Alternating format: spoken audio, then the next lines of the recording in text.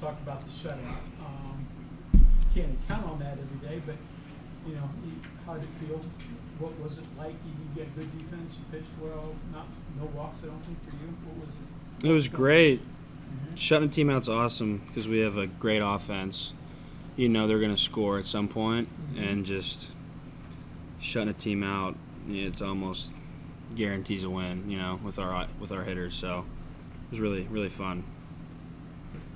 Kai, when you get a ball on top of the facility, do you expect to get it back? Does anyone go up there to get those? I do not know personally. At this point, I don't even collect them anymore. But I think during BP, I would assume someone goes up there and gets them because Grant Hussey, he puts his fair share up there. That's for sure. I think they said that's career home run number 50 for you. That is 50. What's that number mean to you? It means a lot. I didn't have the easiest journey to get here, so looking back at all 50 of them, I had labrum surgery. Almost missed my sophomore year because of it. Just a lot of growth over those 50 home runs because each one is different and each one means a little something to me. So just looking over all 50, it's a lot of growth. Jack, obviously, Coach Saban said earlier in the year that they kind of took a chance on bringing you here. Like Kyle said, his journey wasn't easy to get here, neither was yours.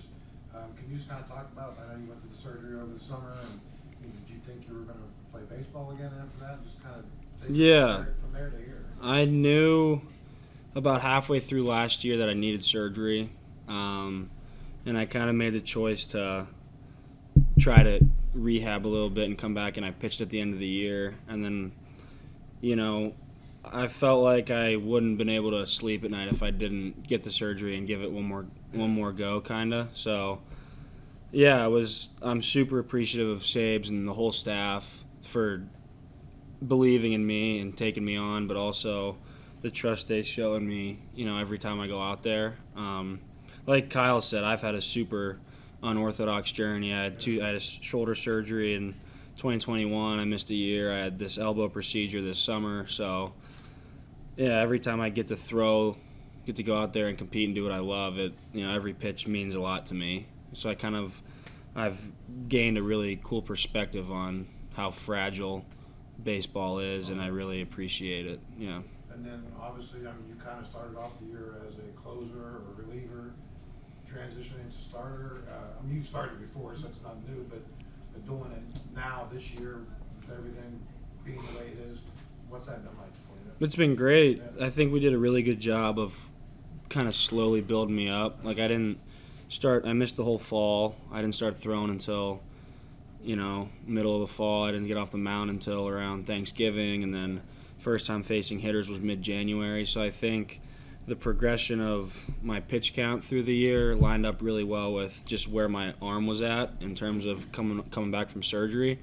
And that's a credit to, Sabes and Steve, our trainer. Like, everybody did a great job. And because now I'm at the point I'm throwing about 100 pitches every week and feeling really good, which, wouldn't have happened had we just been pedal to the metal right away. So it's been really a great process.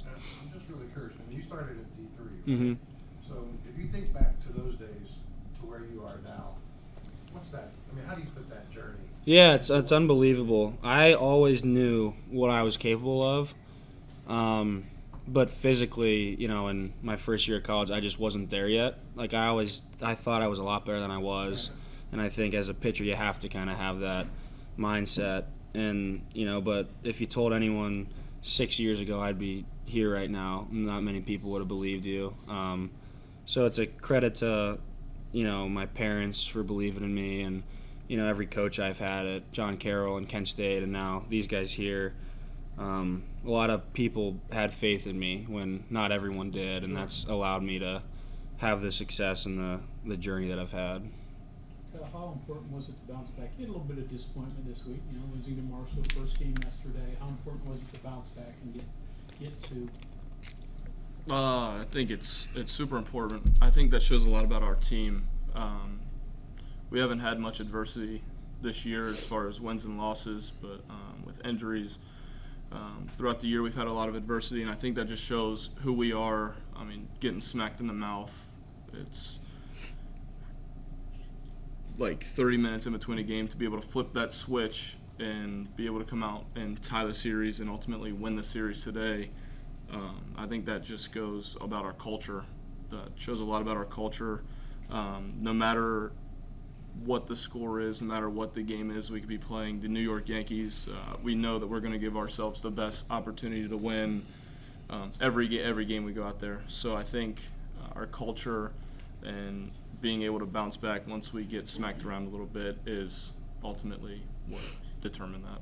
Really, so obviously you were very familiar with success from last year.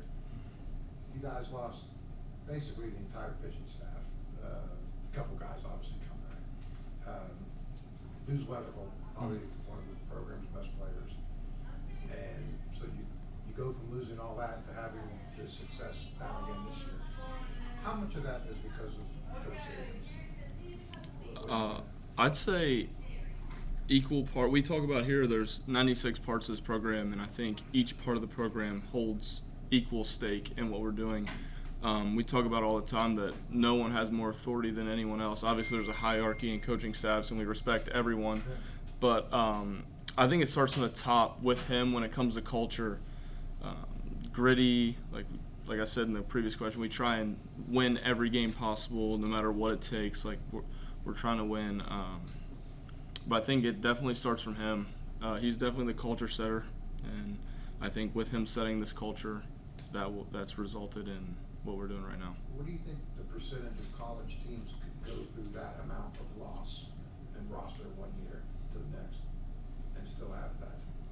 I think it's very tough, especially from a pitching standpoint, because preseason everybody always questioned our pitching after losing what we did, but I think that our team's full of pros and we handled our business to the highest level, and I think there was no doubt that whoever we brought in was going to fill that, like I said, that culture that we had established from the previous year. No matter who we brought in was going to buy in, and I think that what we're doing now is no mistake. Like, there's no fluke. We're just so bought into what we're doing, and I think that at the end of the year we'll look up and do some pretty cool things. Good. Thanks. Thank you. Thank you, guys. Thanks, guys.